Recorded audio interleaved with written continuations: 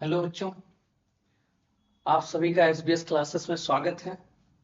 चलिए, हमने जैसा आपसे कहा था कि मैथ की सीरीज को हम कंटिन्यू रखेंगे, तो कंटिन्यू रखते हुए आज हम फिर जो है चैप्टर थर्ड पे आ गए। चैप्टर सेकंड इसलिए नहीं कराया, मैंने आपको मतलब इसके पहले जो प्रीवियस ईयर क्वेश्चन कराना था उसमें मैंने बताया कि फर्स्ट टर्म के सिलेबस में फर्स्ट है, थर्ड है, सेकंड नहीं है।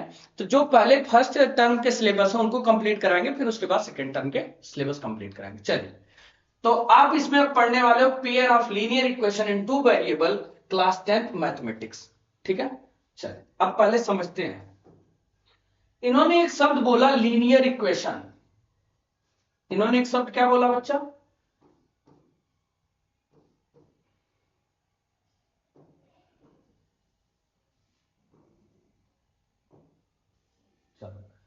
एक शब्द इन्होंने कहा linear equation. Linear equation, linear equation उस इक्वेशन को कहते हैं जिसके वेरिएबल की पावर वन हो। जैसे 2x, यहां पे वेरिएबल की पावर वन है, 5y वेरिएबल की पावर वन है, 7z वेरिएबल की पावर वन है। इसको हम क्या बोलेंगे? लीनियर इक्वेशन बोलेंगे। अब चलो आगे आते हैं, सुनो। इन्होंने कहा टू वेरिएबल, इन्होंने क्या बोला बच्चा? Two variables. टू वेरिएबल का मतलब अगर मैंने लिख दिया 2x plus 5y is equal to 8। अब देखो, एक वेरिएबल x, दूसरा y, तो दो वेरिएबल देखने को मिले। अब मैं लिख दू 7a प्लस 5b। अब देखो यहां पे क्या मिले, हमें दो वेरिएबल मिले। तो a और b आ जाए, एक्स वाई आ जाए, आपका नाम आ जाए राम मोहन, वो भी वेरिएबल बन जाएंगे। जो भी आपका नाम भी है वो भी आप डाल वेरिएबल बना सकते हो। वेरिएबल में कोई दिक्कत नहीं। वेरिएबल मतलब दो आएंगे, दो वर्ड्स आएंगे। जैसे एक्स और वाई आ गया, ए और बी आ गया, टू वेरिएबल हो गया। अगर केवल एक्स रहता तो वन वेरिएबल, केवल वाई रहता तो वन वेरिएबल, केवल जेड रहता तो वन वेरिएबल। ठीक है, अब टू वेरिएबल की बात इन्होंने कही। अब एक बात समझना, जैसे मैंने लिखा 5x plus 7y is equal to 9, तो इक्वेशन बनाते हैं 5x प्लस 7y माइनस का 9 बराबर 0। अब देखो, जो वेरिएबल के साथ ही नंबर आपको दिखाई दे रहा है ना, इनको हम क्या बोलते हैं? कोफिशिएंट बोलते हैं। क्या बोलते हैं? कोफिशिएंट बोलते हैं। ठीक है, हिंदी में गुणांक कहते हैं। तो ये इसको हम क्या बोलेंगे? कोफिशिएंट। और एक्स वाई क्या आपके वेरिएबल है? क्या है? वेरिएबल यानी चर है। ठीक, और ये जो 9 आपका एक कांस्टेंट टर्म है। क्या है? कांस्टेंट टर्म है। तो कांस्टेंट टर्म को हम बोलते हैं अचर, हिंदी में बोलते हैं क्या? अचर। अब तीनों बात आपको क्लियर होगी। जब जिसके साथ कोई वेरिएबल नहीं होगा उसको हम कांस्टेंट टर्म बोलेंगे, और जिसके साथ वेरिएबल होगा वो कोफिशिएंट कहलाएगा। ठीक है, अब बात इतनी समझो। अब दूसरी बात, कोई आपसे पूछ भी सकता है कि अच्छा, जो कांस्टेंट टर्म होता है, जैसे मैंने लिखा 7x प्लस 5y माइनस का 8 बराबर 0, तो क्या इस कांस्टेंट टर्म के साथ कोई वेरिएबल होता है? इस कांस्टेंट टर्म के साथ भी वेरिएबल होता है। यानी 8 के साथ जो वेरिएबल होता है उसकी पावर क्या होती है? 0। और जिस वेरिएबल की पावर 0 होती है उसकी बच्चा वैल्यू क्या होगी? 1 होगी। ठीक है, इसीलिए हम इसके साथ वेरिएबल नहीं लिखते, तब हम लिखते हैं 7x plus 5y minus 8 into 1। हम लिखते हैं 7x प्लस 5y माइनस का 8 वन जा 8 इज इक्वल टू 0। ठीक है, अब बात समझ में आ गई। तो कोई आपसे पूछे क्या जो कांस्टेंट टर्म होता है उसके साथ वेरिएबल होता है, तो आप कहोगे हाँ, लेकिन उस वेरिएबल की पावर 0 होती है, इसीलिए उसकी वैल्यू 1 होती है, और 1 से हम उसको मल्टीप्लाई करके लिख देते हैं। ठीक है ना, चलो अब आते हैं आपकी टॉपिक पे। आप भी मेले गए होंगे बचपन में, अभी भी जाते होंगे। ठीक है, लेकिन जो बचपन का मेला होता है ना, उसका अलग ही मजा होता है। चलिए आइए पॉइंट करते हैं। अब देखो, एक अखिला रहती है, कोई है, बच्ची है। वो कह रहा वेंट टू अ फेयर, मतलब वो मेला जाती, कहां पे? गांव के मेले में जाती है। She wanted to enjoy rides on the giant wheel. वो जाइंट व्हील पे जो है राइड्स को एंजॉय करना चाहती है। आपने जाइंट व्हील देखा हो? अरे जो मेले में गोल वाला बड़ा वाला झूला जो ऐसे से राउंड राउंड घूमता है, जिसपे आप बैठते हो और जब नीचे आते हो लगता है शरीर में कोई जान ही नहीं है। ठीक है ना, आवाज निकलती है ना आप कुछ कह सकते हो।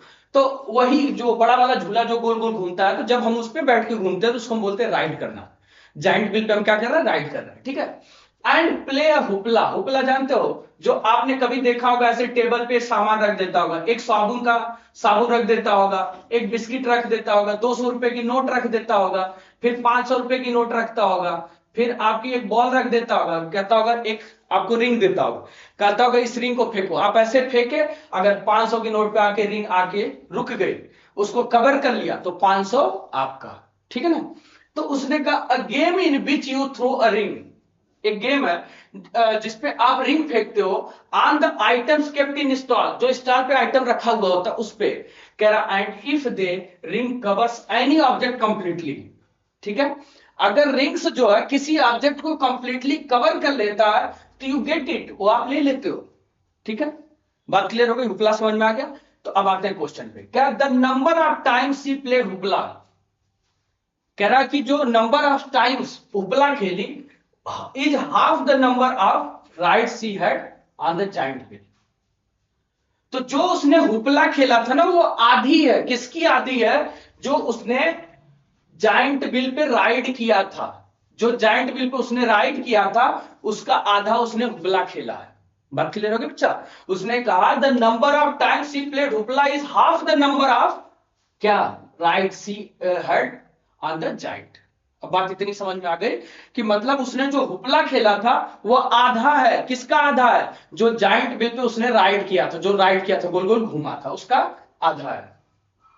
कह रहा इफ ईच राइड कास्ट ₹3, प्रत्येक राइड की कास्ट कितनी है, ₹3। अगर मान लो 3 बार राइड करेगा तो कितने रुपए हो गए, ₹9, 3 जा 9। और क्या, and game of hoopla cost ₹4, और जब उसने हुपला पे जो गेम खेला था उसकी कास्ट कितनी 4, अगर 4 बार उसने हुपला खेला तो 4 चौका 16, 4 4 जा 16। आगे आओ, कर how would you find the number of ride she had and how many times she play hoopla provided she spend ₹20।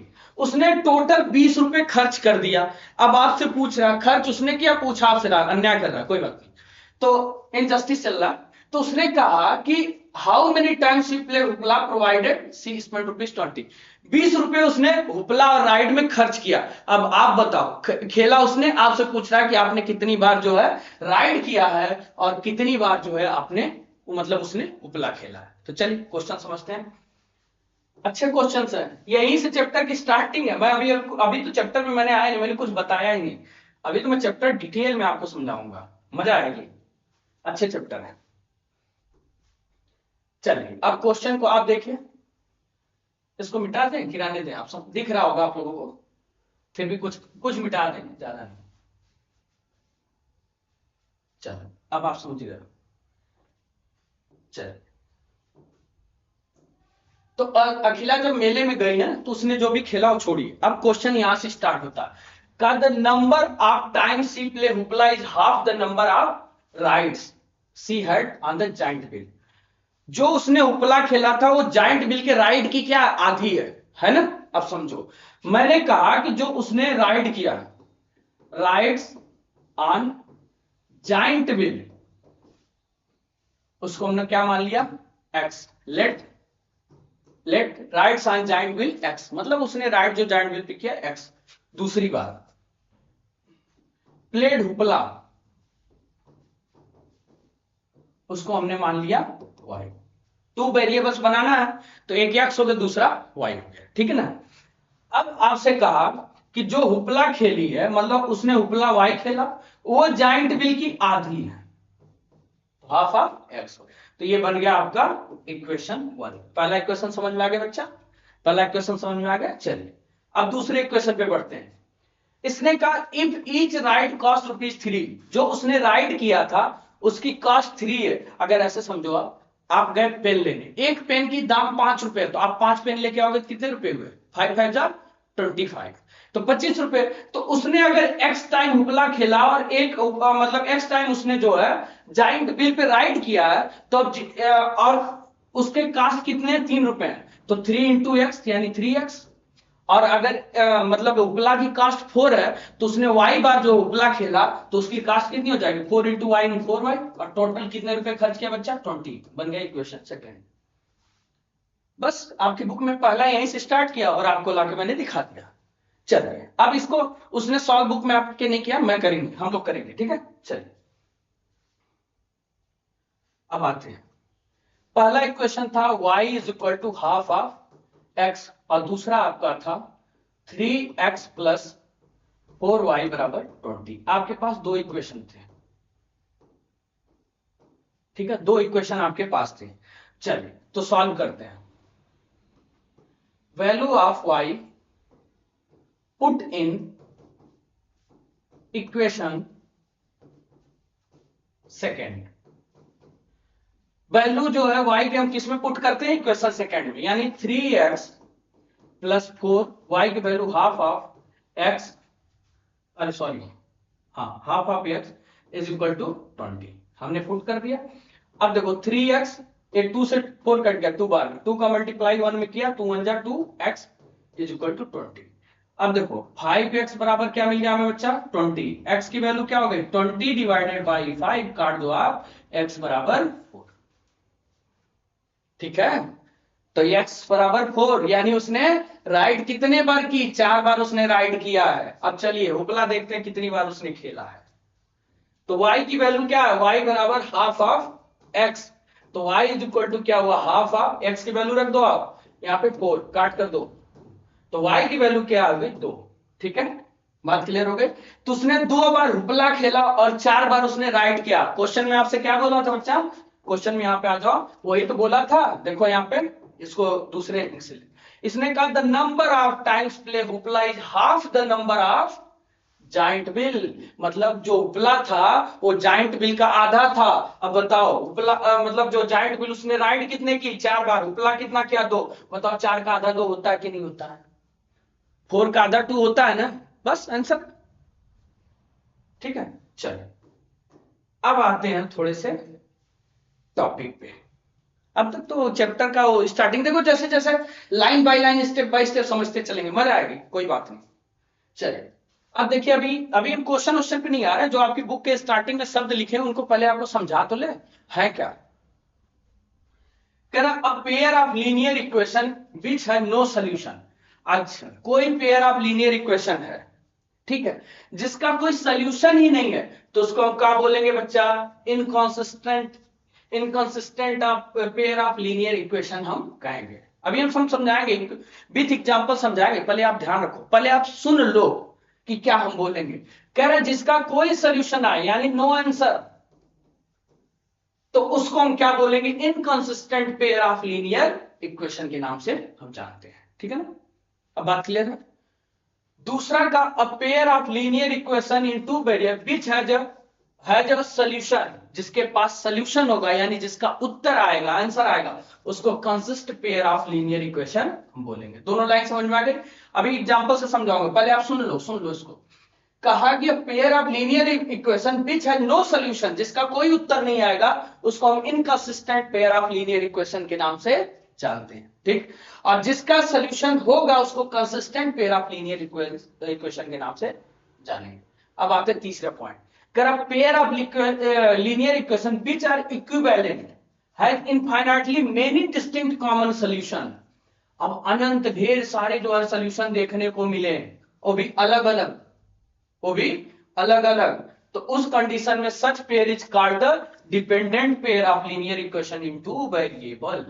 ठीक है, अब बात समझो आप, जब नहीं सोल्यूशन आएगा तो इनकंसिस्टेंट आप बोलोगे, क्या बोलोगे, इनकंसिस्टेंट बोलोगे। जब उत्तर आएगा, सोल्यूशन आएगा, तो consistent pair of linear equation बोलोगे। और जब इसने कहा pair of linear equation which are equivalent has infinitely many solution, many distinct common solution, मतलब अलग अलग ढेर सारे सॉल्यूशन जब आपको देखने को मिलेंगे, तो इसको हम बोलेंगे dependent pair of linear equation in two variable. बोलो, इतनी बात क्लियर है। चलो 3 बातें तो समझ में आ गई। अगर नो सॉल्यूशन, इनकंसिस्टेंट, एक solution, consistent, infinitely many distinct common solution, dependent, तीनों बात क्लियर हो गई। चलो आते हैं आगे। कह रहा नोट पे, कह रहा that dependent pair of linear equation is always consistent. अब सुनो, जो ये dependent pair of linear equation कहते हैं ना बच्चा, इसको क्या बोले थे आप, dependent pair of linear equation है ना ये, इसको भी हम क्या बोलेंगे, ये हमेशा क्या होगा, कंसिस्टेंट होगा, यानी इसमें आएगा। अब 2 बातें यहां से क्लियर, नो सोल्यूशन इनकंसिस्टेंट, एक सोल्यूशन कंसिस्टेंट, इनडेफिनेटली क्या है, infinitely many solution, many common distinct solution, तो इट्स कॉल्ड अ डिपेंडेंट, और डिपेंडेंट होगा तो भी कंसिस्टेंट होगा। तो कंसिस्टेंट में इनफाइनाइटली वाला भी आएगा और कंसिस्टेंट में वन सोल्यूशन भी आएगा, और इनकंसिस्टेंट में क्या आएंगे, नो सोल्यूशन आएंगे। ये बात क्लियर है? सब बताएंगे, सब विथ एग्जांपल समझाएंगे, पहले आप वर्डिंग समझो, ठीक है। कह रहा फर्स्ट पॉइंट, कह रहा द लाइन में interest in a single point, sorry the line में intersect at a single point, this case the pair of equation has a unique solution या कंसिस्टेंट पेयर ऑफ इक्वेशन। ऐसे समझो आप, कोई line जा रही है, मान लो कोई ऐसे मैंने एक ग्राफ तैयार कर लिया, अब एक ये वाई एक्सिस है, ये आपकी एक्स एक्सिस है, यहां पे पॉइंट ऑफ ओरिजिन हुआ। मान लो कोई लाइन ऐसे आ रही है और कोई लाइन ऐसे चली गई, और जहां पे एक जगह कट किए, जहां पे इंटरसेक्ट किए, इंटरसेक्ट मतलब कट किए, जहां पे ये इंटरसेक्ट किए हैं उसको हम क्या बोलेंगे बच्चा, उसको हम क्या बोलेंगे, उसको हम बोलेंगे, यहां पे देखो हैज अ यूनिक सॉल्यूशन। क्या बोलेंगे बच्चा, unique solution. Unique solution in the sense ये है कि यूनिक सॉल्यूशन का मतलब उसका एक उत्तर होगा, एक आंसर आएगा, और जब एक आंसर आएगा तो क्या कहोगे उसको, कंसिस्टेंट हो। क्या बोलोगे, कंसिस्टेंट। कब, जब ये लाइन इंटरसेक्ट करेगी तो इसके सॉल्यूशन आएंगे कितने, अ सॉल्यूशन, मतलब एक सॉल्यूशन आएगा, और वो सॉल्यूशन कैसा होगा, यूनिक होगा। और यूनिक जब सॉल्यूशन होगा तो उसको हम क्या बोलेंगे, कंसिस्टेंट बोलेंगे। पहली बात क्लियर। चलो अब नेक्स्ट समझते हैं। अब दूसरे पैराग्राफ, कह रहा the lines may be parallel, in this case equation है नो सॉल्यूशन। अच्छा एक बात बताओ, जब कभी मिलोगे ही नहीं तो सॉल्यूशन कैसा। अब सुनो आप मेरी बात, अब देखो, अब यहां ध्यान दो कि अगर कोई ग्राफ है, भाई साहब इधर से बगल से निकल लिए, ना आपसे मिले ना आप उनसे मिले, ना कोई बातचीत हुई, तो कैसा सॉल्यूशन, कोई भी क्वेश्चन का हल नहीं निकलेगा। तो जब पैरेलल लाइन होती है, जब पैरेलल लाइन होती है तो उसके नो सॉल्यूशन देखने को मिलते हैं, ठीक है। जैसे रेल की पटरी, वो चलती चली जाती, कभी मिलती नहीं, अगल बगल दिखेंगे तो, लेकिन कभी मिलेंगे नहीं, तो पैरेलल लाइन कहलाती है। और जब पैरेलल लाइन बनेगी क्वेश्चन में तो उसका नो सॉल्यूशन आएगा। सब करके दिखाएंगे, एक एक क्वेश्चन समझाऊंगा, ये गारंटी है। चलो, कह रहा है कि द इक्वेशन है नो सॉल्यूशन, तो जब नो सॉल्यूशन होगा तो हम उसको क्या बोलेंगे, inconsistent of, inconsistent pair of equation बोलेंगे, ठीक है। दो बातें क्लियर।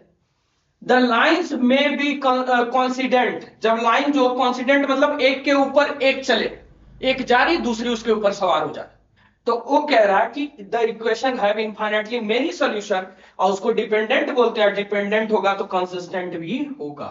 अब जैसे आप समझो, ये ग्राफ है, इधर y है आपका, इधर आपका x है।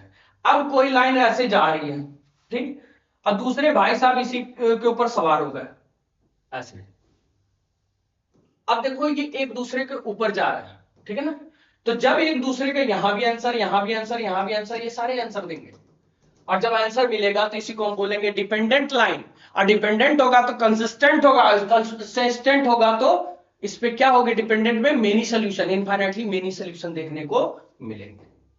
अब बताओ आप, क्या जो आपके बुक में ये थॉट थे आपको क्लियर हुए। अगर आपको क्लियर हुए बच्चा तो आपको ढेर सारी शुभकामनाएं। तो अब बात समझिएगा, जब इसको हम पढ़ाएंगे डिटेल में, अभी इस पे डिस्कशन बहुत करना है, अभी तो इस पे हम पूरा डिस्कशन करेंगे। अभी तो मैं बस आज चैप्टर 3 का थोड़ा सा इंट्रो दिया हूं आपको, ताकि आप समझ जाओ इसमें पढ़ना क्या है। तो ये आपको जो लाइन आपको मैंने बताई ना, एक बार इसको रिवाइज जरूर करिएगा कि इसको क्या बोलते हैं। मैं हट जा रहा हूं थोड़ी सी साइड, आप स्क्रीनशॉट लेना चाहो ले लो। अब एक चीज और मैं सुन लीजिएगा, ये जो लाइन यही महत्वपूर्ण है, ये मैं कल जब मैं क्लास लूंगा आपकी ना, तो उसमें मैं इसको विथ इक्वेशन समझाऊंगा। एक इक्वेशन बनाएंगे, इक्वेशन के साथ इसको एक एक करके हम सॉल्व करते चलेंगे, ठीक है। तो अब आपसे हम मिलेंगे कल नेक्स्ट वीडियो में। आप सभी को राधे राधे।